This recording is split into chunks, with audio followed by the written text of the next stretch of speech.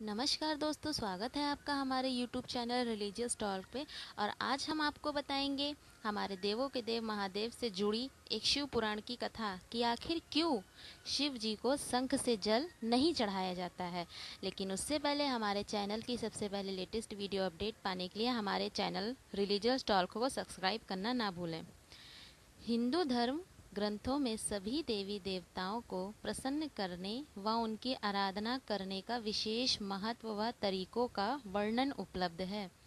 कुछ ऐसी सामग्रियाँ और विधियाँ होती हैं जो विशेष तौर पर आराध्य प्रभु को प्रसन्न करने के लिए ही अर्पित की जाती हैं, जो उनको काफ़ी प्रिय होती हैं।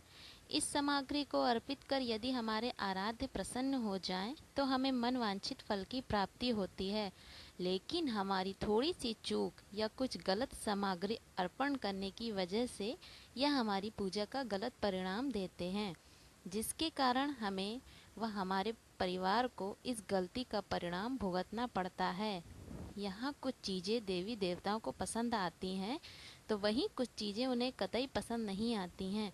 ऐसे में अगर उन्हें वह सामग्री अर्पित की जाए तो यह हमारी समस्या का कारण बन सकता है। ऐसे ही भगवान शिव जी ने भोलेनाथ भी कहा जाता है, जो कि इस सृष्टि के विनाशक भी हैं। जहाँ वे अपने भक्तों से बहुत जल्दी प्रसन्न भी होते हैं, तो क्रोध के कारण बहुत जल्दी रौद्र रूप भी धारण कर लेते हैं। भगवान शिव जी को भांग धतूरे का चढ़ावा बहुत पसंद है, लेकिन कुछ ऐसी सामग्रियाँ भी हैं जिसका प्रयोग हमें शिव आराधना के दौरान बिल्कुल नहीं करना चाहिए। शिव पुराण के अनुसार शिव भक्त को कभी भी वो चीज़ शिव को नहीं अर्पित करनी चाहिए जो शिव जी को पसंद नहीं होती है। सभी जानते हैं कि पौराणिक कथाओं के मान्यता अनुसार विष्णु जी और लक्ष्मी जी को शंख का जल कितना प्रिय है, और शिव जी के अलावा सभी देवी देवता की पूजा में भी शंख का उपयोग किया जाता है। लेकिन यदि शिव जी के शंख से जल चढ़ाना निषेध बताया गया है, इस संबंध में शिव पुराण में एक कथा बताई गई है। शिव पुराण के अनुसार शंखचूड़ नाम का महादैत्य हुआ करता था। शंखचूड़ दंभ का पुत्र था। यह बहुत समय तक दंभ को संतान सुख की प्राप्ति न हुई। तब उसने भगवान विष्णु और माँ लक्ष्मी की कठिन तपस्या की। उनकी कठिन तपस्या से प्रसन्न होकर विष्णु और लक्ष्मी जी ने उन्हें दर्शन दिए और विष्णु जी ने उन्हें वर मांगने के लिए कहा। तब दंभ ने तीनों लोकों के लिए अजय महापरिक्रमी और तेजस्वी शूरवीर पुत्र का वर मांगा। श्री हरि और माता लक्ष्मी ने तथास्तु बोलकर वहां से अंतर्ध्यान हो गए।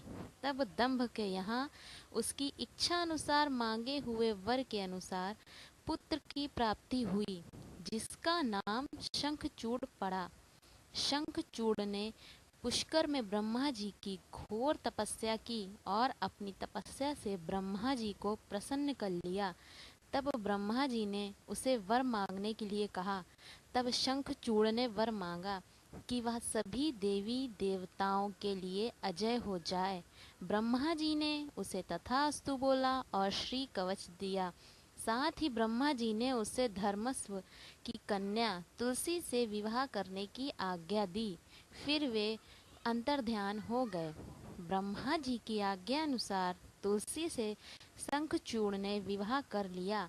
ब्रह्मा और विष्णु के वरदान के कारण उसने तीनों लोकों पर अपना स्वामित्व स्थापित कर लिया। देवताओं ने त्रस्त होकर श्री हरि विष्णु से मदद मांगी, परंतु उन्होंने खुद दंभ को ऐसे पुत्र का वरदान दिया था। अतः उन्होंने शिव जी से प्रार्थना की। तब शिव जी ने देवताओं के दुख दूर करने का निश्चय किया और वे चल दिए।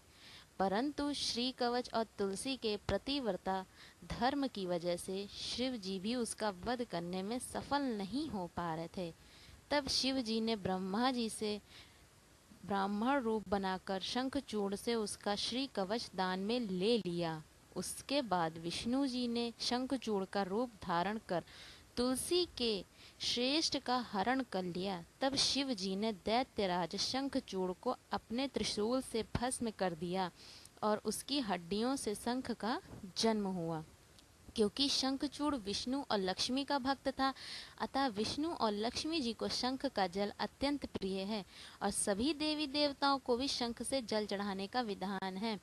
परंतु शिव जी ने शंखचूड़ का वध किया था, अतः शंख का जल शिव जी को चढ़ाना निषेध बताया गया है। इसी वजह से शिव जी को शंख से जल अर्पित करना निषेध होता है। अगर कोई कहता है तो शिव की कृपा से वह व्यक्ति वंचित हो जाता है। तो दोस्तों, आपको यह शिव पुराण से वर्णित शिव